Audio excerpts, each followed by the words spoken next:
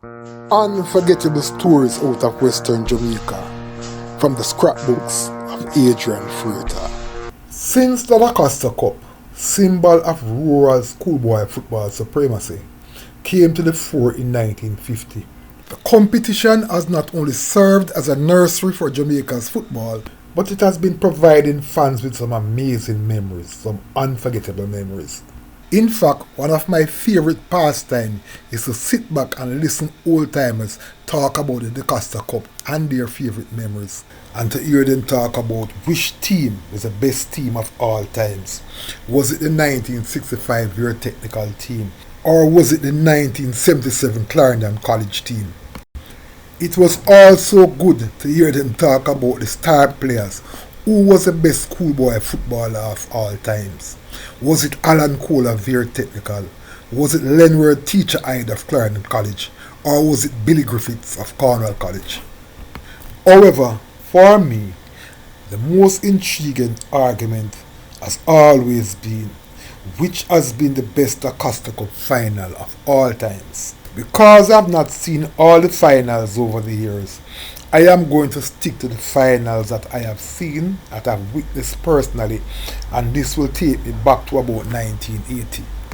For me, the best daCosta Cup final of all times was the 1983 finals between Rusea and Cornwall College, which took place at Jarrett Park in Montego Bay. The hype surrounding the game was unbelievable.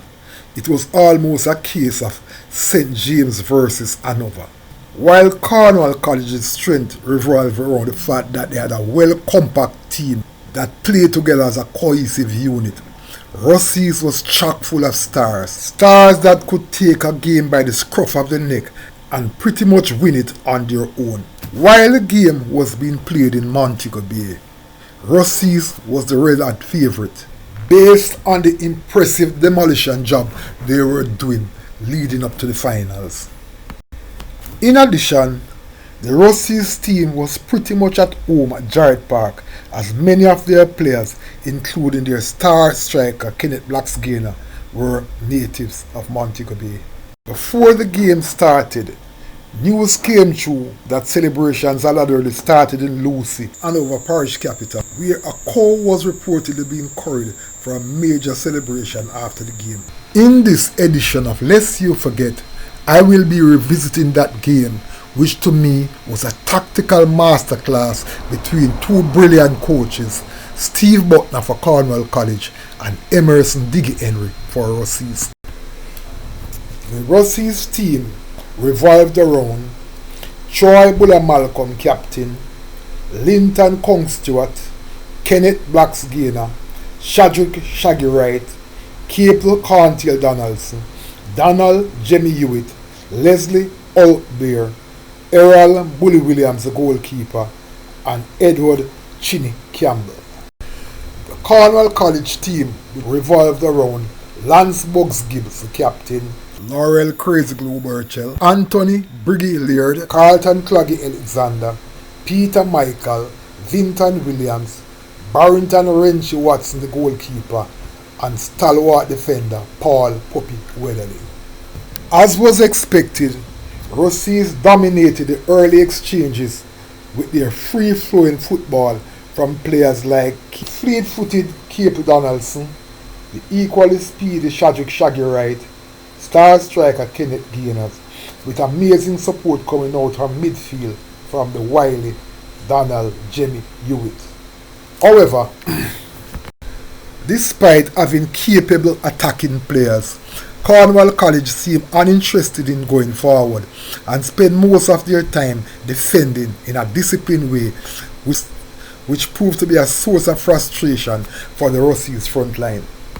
Star striker Kenneth Blacksgainer, who came into the finals with 19 goals to his credit, struggled to find room as he was constantly being badgered by Crazy Glue Burchell, who stuck to him like the Crazy Glue in his nickname. In addition to the players on the field, it was also a mind game between coaches Henry and Bucknor, who tried to outsmart each other by the tactical maneuvers they made in switching players around on the field. Rusea's finally got an opportunity to grab the advantage they were seeking when they were awarded a penalty. Free from the constant badgering by Crazy Glue, Gainer stepped up to take the penalty, something he has been doing successfully all season. However, to the dismay of the Rusea's fans, he slotted wide of the goal. With time running out in the game and Cornwall looking increasingly potent in attack, they got the all-important goal in the 77th minute when the lanky Carlton Alexander drove a powerful shot past goalkeeper Errol Williams, making the final score 1-0. After the game, I spoke to Gainer, who was a part of my 1981 St. James High School All-Ireland Championship team. When I asked him about the penalty miss, he told me that for some strange reason, goalkeeper Watson looked very big in the goal, and he decided that he was going to put the ball as far away from him as possible, which resulted in slotting wide of the goal. While the game could have gone either way based on Gainer's missed penalty, that for me was just a part of the game. What I enjoyed most was a tactical battle between Bucknor and Henry, who based on their records are among the best coaches to have coached in local schoolboy football. After taking down Rusea's, it was no surprise that Cornwall College went on to win both the Ben Francis Cup and the Oliver Shield, which gave them the enviable schoolboy triple. In looking back at that 1983 tactical masterpiece, it most definitely is one of those unforgettable stories out of Western Jamaica. Unforgettable stories out of Western Jamaica from the scrapbooks of Adrian Freitas. Before you go, please remember to subscribe.